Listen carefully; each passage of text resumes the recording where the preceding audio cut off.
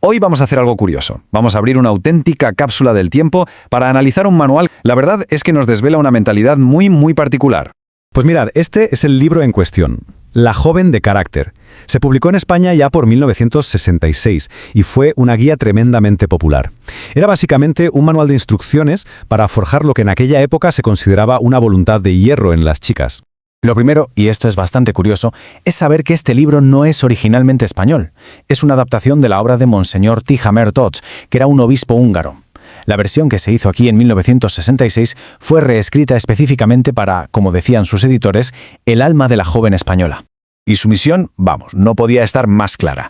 El prólogo es casi una declaración de guerra a lo que veía como una crisis de la modernidad. Voluntades débiles, mucha superficialidad, falta de principios.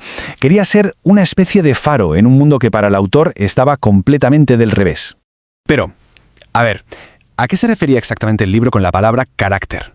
Es un término que usamos mucho hoy en día, pero aquí tiene un significado súper específico. No tiene nada que ver con ser más o menos simpática o tener carisma, no. Es algo mucho más profundo, mucho más disciplinado. Aquí la tenemos, la definición formal que da el libro. Fijaos bien en las palabras clave: voluntad firme y principios nobles. La idea no es ser agradable, es ser inquebrantable en tus convicciones, aunque te cueste un sacrificio personal. Y para que nos hagamos una idea de hasta dónde llevaba este ideal, el libro cuenta un ejemplo bastante extremo de la antigua Grecia. Es la historia de Leena, una mujer que para no delatar a sus compañeros bajo tortura, se arrancó la lengua de un mordisco. ¡Tremendo! Y si esa historia nos pareció fuerte, esta especie de parábola, nos ayuda a entender perfectamente la escala de valores del libro. Un estudiante le pide a su maestro que valore a su prometida. Y la respuesta es, bueno, de lo más reveladora. Lo primero que dice el estudiante es que es muy guapa. El filósofo va a la pizarra y sin decir nada escribe un 0 bien grande. El joven, un poco desconcertado, añade que además es muy rica.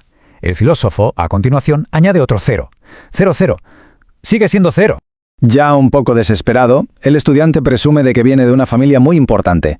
¿Y qué hace el filósofo? Pues añade un tercer 0. El valor total sigue siendo pues eso, nada. Y entonces el joven añade: y tiene muy buen carácter. En ese momento, el filósofo escribe un 1 delante de los 3 ceros. Y de repente, ¡boom!, el valor se dispara a 10.000.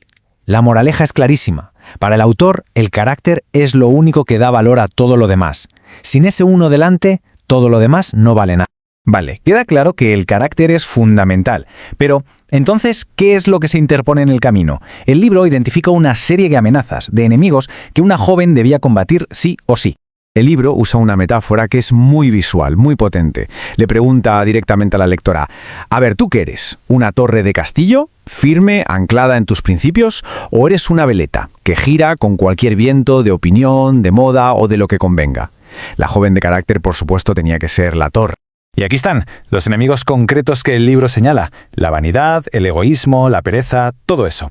Pero ojo, fijaos sobre todo en los dos últimos: la incapacidad de decir que no y esa tendencia a seguir a la masa, a no ir contra la corriente, como dice el libro con la expresión en latín. Es que de hecho, para el autor, la capacidad de decir no era absolutamente fundamental. Saber negarse a las tentaciones, a las malas influencias o a la propia pereza era la piedra angular sobre la que se construía una voluntad de acero. Muy bien, ya conocemos el objetivo y ya conocemos a los enemigos. Ahora toca la parte práctica. El libro proponía un método muy claro y estructurado, con 3 pilares para forjar ese famoso carácter. El método se resume en 3 palabras latinas, que suenan así como muy solemnes: abstine, sustine y agredere. O lo que es lo mismo, abstenerse, soportar y actuar. Vamos a ver qué significa cada una. El primer pilar, abstain, es el arte de la autonegación. Y no se refiere a hacer grandes sacrificios, se trata de entrenar la voluntad en el día a día. La idea es que si te niegas pequeños caprichos, ese dulce que te apetece, ese ratito más en la cama, fortaleces el músculo del autocontrol para cuando de verdad lo necesites. El segundo pilar es sustene, que se traduce como soportar, resistir. Esto se centra en la capacidad de afrontar las dificultades, el dolor o las injusticias con entereza, sin quejarse. Pero cuidado, no es una resignación pasiva, sino una fuerza interior para cultivar la paciencia y la perseverancia. Y finalmente, agredere, que significa actúa. Este es el pilar de la acción. No basta con negarse cosas o con aguantar problemas, hay que ser proactiva. Exige tener iniciativa, cumplir con el deber y tener la valentía de defender tus ideas. En resumen, la visión final que propone La joven de carácter es la de una mujer cuya identidad se define por el cumplimiento del deber, por un autocontrol férreo y por una lealtad absoluta a sus principios morales. Una vida como testimonio.